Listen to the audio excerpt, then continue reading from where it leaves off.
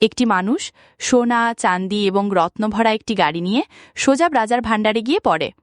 পড়ার শক্তির সুযোগ নিয়ে সে একটি বড় লাফ দেয় এবং সোজা গোড়াতে গোড়াতে মাঝখানের প্ল্যাটফর্মে গিয়ে পড়ে। আসলে নিচে একটি গভীর গর্ত ছিল, যা বিষাক্ত বিছের দ্বারা পূর্ণ ছিল। তাতে পড়লেই মৃত্যু নিশ্চিত। সে তৎক্ষণাৎ নিজেকে সামলে নেয় এবং সামনে মনোযোগ দিয়ে দেখে। দূরে একটি চকচকে আই অফ হোরাস স্পষ্ট দেখা যায়, কিন্তু সে তৎক্ষণাৎ কোনো পদক্ষেপ নেয় না, কারণ তার এবং খাজার মধ্যে দুটি বিপজ্জনক চাল ছিল। বলা হয় এখন পর্যন্ত কেউ এগুলি থেকে জীবিত বের হতে পারেনি। ডিজাইনের স্কিমটি মনোযোগ দিয়ে দেখে এবং প্রথম জালের রহস্য বুঝতে পারে। মাটিতে ছোট ছোট কাচের টুকরোগুলো বিছানো ছিল। সে তার জ্বলন্ত মশালটি দ্রুত দোলায় এবং পিছনে রাখে, যাতে একটি ছায়া তৈরি হয়।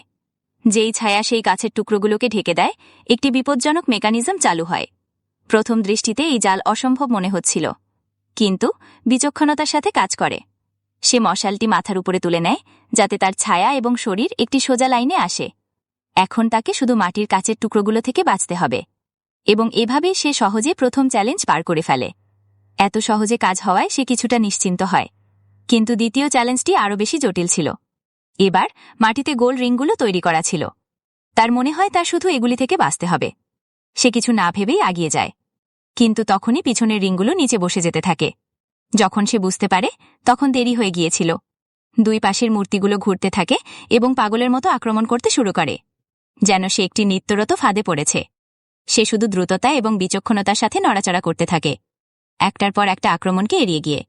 এবং যখন একটি ধারালো ব্লেড তার গলা কাটতে যাচ্ছিল, সে কোনোভাবে দ্বিতীয় জালের শেষ প্রান্তে পৌঁছাতে পারে। যখন গতিবিধি থেমে যায়, সে জীবিত বেঁচে যায়, কিন্তু আরামের সময় মেলেনি। আসল ধাক্কাটা তখন লাগে যখন সে জানতে পারে যে ডিজাইনের স্কিমে তৃতীয় জালের কোনো উল্লেখ ছিল না। এক মুহূর্তের জন্য সে হতবাক হয়ে যায়, কিন্তু খাজানজি ঠিক সামনেই ছিল। সে ঝুঁকি নেওয়ার সিদ্ধান্ত নেয়। যেই সে তৃতীয় অংশে পা রাখে, তার নিচের টাইলসগুলো পড়তে থাকে। এখন তার কাছে একটাই রাস্তা ছিল।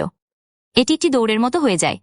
তার পদক্ষেপ এবং পড়তে থাকা জমির মধ্যে শেষ মুহূর্তে সে একটি বড় লাফ দেয় এবং আই অফ হোরাস তার হাতে ধরে ফেলে। কিন্তু যেই সে এটি স্পর্শ করে, পুরো হলে একটি প্রতিধ্বনি শোনা যায় এবং একটি ভয়ঙ্কর বিছের বাহিনী তার দিকে দৌড়ে আসে। সৌভাগ্যবশত আই অফ হোরাস থেকে একটি তীব্র আলো নির্গত হয়, যা বীজগুলোকে পিছিয়ে দেয়। তাদের উজ্জ্বলতায় ভয় পেয়ে তারা কাছে আসে না। এইভাবে জীবনকে বাজি রেখে মানুষটি অবশেষে সেই অমূল্য খাজাঞ্চি হাতে পায়।